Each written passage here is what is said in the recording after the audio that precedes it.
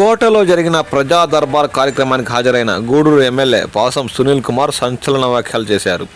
గూడూరును నెల్లూరు జిల్లాలో కలపకపోవడంపై ఆయన భావోద్వేగానికి గురయ్యారు. రాజకీయాలు అనేవి శాశ్వతం కాదని, తాను కూడా అవసరం అనుకుంటే రాజకీయం నుంచి తప్పుకుంటానని ఈ సందర్భంగా వ్యాఖ్యానించారు.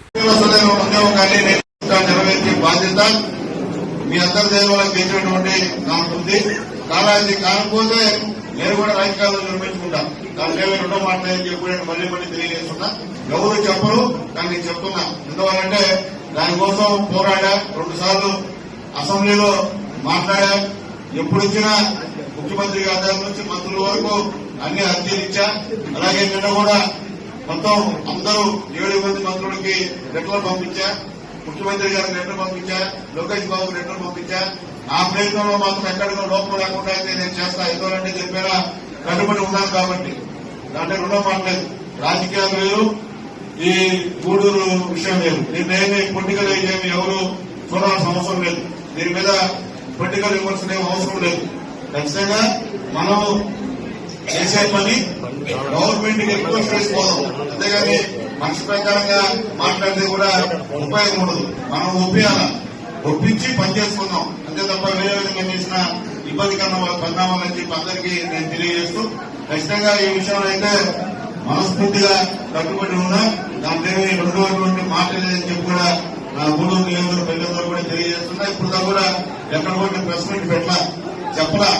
కానీ ఇక్కడ చూస్తే నిజంగా ఎంతమంది ఆవేదన ఒక్క కోట మండలంలోనే అన్ని డిపార్ట్మెంట్ వాళ్ళు ఈరోజు వచ్చి మమ్మల్ని నెల్లూరులో కనపండి జిల్లా చేయమని చెప్పి అడుగుతున్నారు. ఇంతమంది మనసులో ఉన్నటువంటి ఆవేదన, బాధ నాకు అర్థమవుతుంది. కాబట్టి ముఖ్యమంత్రి గారికి ఖచ్చితంగా మీ అందరి ఆవేదనని, బాధను కూడా తెలియజేయాల్సిన బాధ్యత నాకు ఉంది. కాబట్టి ముఖ్యమంత్రి గారు ఈ విషయంలో నేనైతే మా గూడూరు ప్రజల వైపే, అభివృద్ధి అయితే కాదు.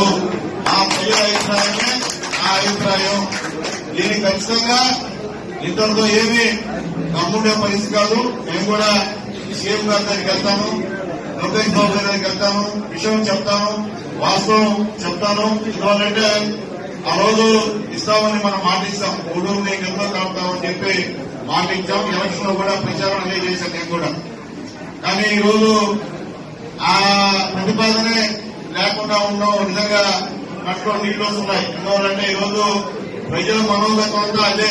ముఖ్యంగా పేదవాళ్ళు ఒక అద్దె తీసుకెళ్లాలంటే ఎంత ఇబ్బందో అర్థమైన పరిస్థితి. ఈరోజు ఎమ్మెల్యేలు పోవాలన్నా అక్కడ ఎంత దూరంగా అధికారులు ఆఫీసులు ఉంటాయో అర్థం కానిటువంటి పరిస్థితి. పేదవాళ్ళు పోయే పరిస్థితి కాదు.